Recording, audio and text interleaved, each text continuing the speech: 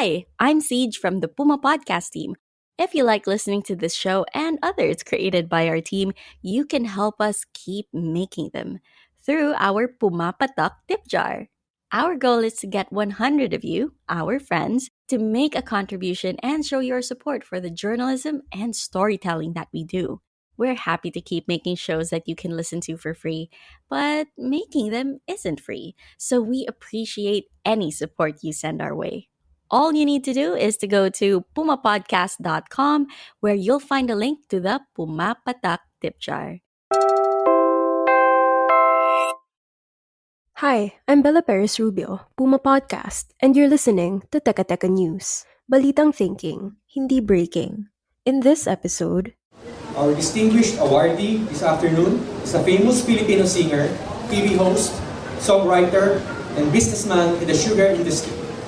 This significant popularity of his iconic Christmas songs earned him the title the Father of Philippine Christmas Music and the King of Filipino Christmas Carols.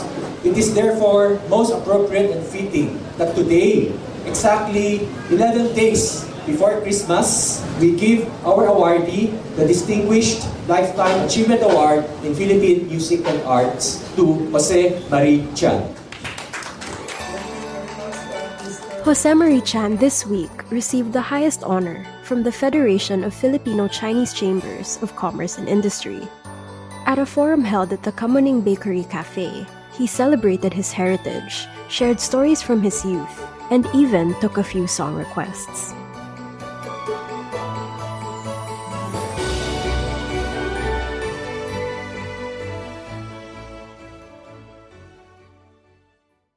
Let me first clarify things. I don't consider myself father of Christmas music. Long before I was born, many Filipino composers had written beautiful Christmas carols that are part of our lives. So no, I am not the father of Christmas music.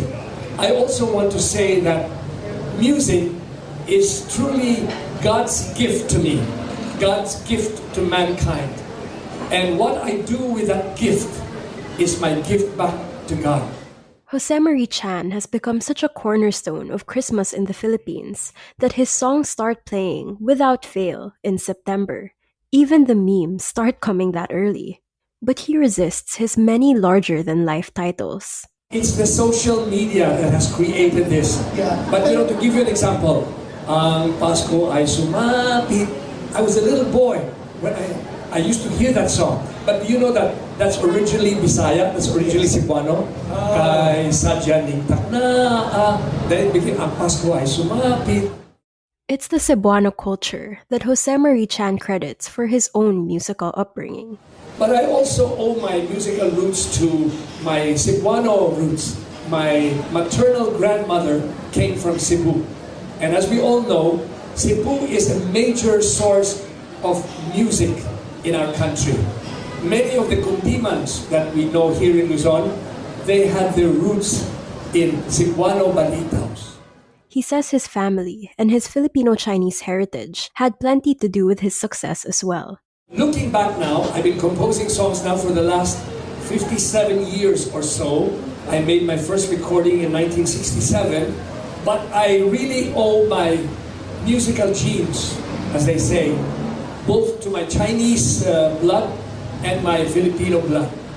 My father was 13 years old when he came from China to escape poverty. He came to the Philippines, and this is where he worked hard all his life.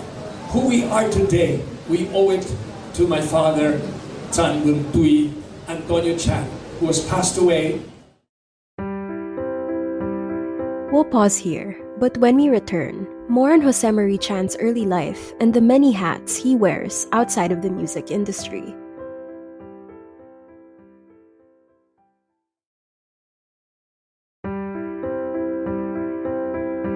Antonio Chan was a first-generation immigrant who turned himself into a top sugar trader. And he wasn't quite sold on his son pursuing a career in music at first. My father actually, when he saw that I was quite active in music, singing in school, singing in radio programs, he came to me and he said, I want you to understand that we live in a third world country, and I'm afraid you won't be able to support your family with music. So be practical, go to school, you can become a lawyer, you can become a businessman, a doctor, you can just use your music on the side. And that's what I've been able to do. I've been able to use music as a sideline. But the important thing is you have to be able to balance your work and your hobby. And even when his son was making it big, Antonio still hoped he would focus more on business. In 1992, I had a concert at the Carnegie Hall in New York City. And without my knowing, my father was in the audience. I guess he did not want to encourage, he was there secretly. Then after the concert, he came to the dressing room, and I was surprised. I said, "Oh, wow, you're here." He says, "Yeah, well, now that you have made Carnegie Hall, that's at the top, don't you think it's time to retire so that I will retire from music and concentrate on the business?" And then Jose Marie said something that he still holds true to this day. Sabi ko, "Pa, don't forget, one never retires from a hobby."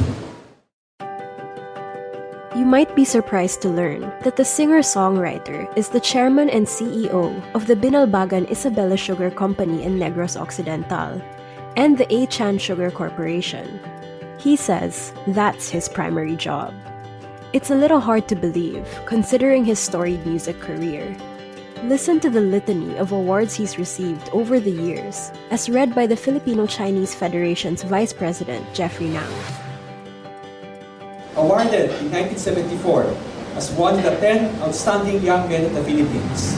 He received a Lifetime Achievement Award from the Philippine Association of the Recording Industry and the Metropop Foundation, recipient of the first ever ABS-CBN Elite Platinum Award in 2005, and the recipient of the 2006 Dr. Jose Rizal Award for Excellence. That's quite a hobby, and it's one he continues to be passionate about. At the same forum, the 77-year-old singer-songwriter was eager to talk to audience members, regaling them with stories of his life. He also took song requests, throwing a mini concert for free. Here he is singing Perfect Christmas. My idea of a perfect Christmas is to spend it with you in a party or dinner for two, anywhere we do. Celebrating the Yuletide season always lights up our lives. Simple pleasures are made special too when they're shared with you. And here he is sharing his Christmas wish this year. Looking around us, there is so much poverty in our country. A lot of people are out of jobs. Many of the families don't even have food on their table, and they don't have money to send their children to school. And ignorance is the root cause of our poverty. So I'm urging my friends in the business community to lend their hand to help for those of us who have been blessed with sufficiency. This is a golden opportunity for us to reach out and extend our help and help those who are in need. And that was today's episode of Teka Teka. Again, I'm Bella Perez Rubio. This episode was produced by Kat Ventura and edited by Nina Toralba. Bitin pa, we recommend listening to another episode we did on our podcast, Musikalikot. Look for Bakit Tunog Pasko si Jose Marie Chan on your podcast app. If you like this episode, share it with a friend or two, and don't forget to follow Teka Teka and Puma Podcast wherever you get your podcasts. At para sa mga mahilig manood sa YouTube, Puma Podcast na rin po kami doon. Just search Puma Podcast and subscribe to our channel. Thanks for listening.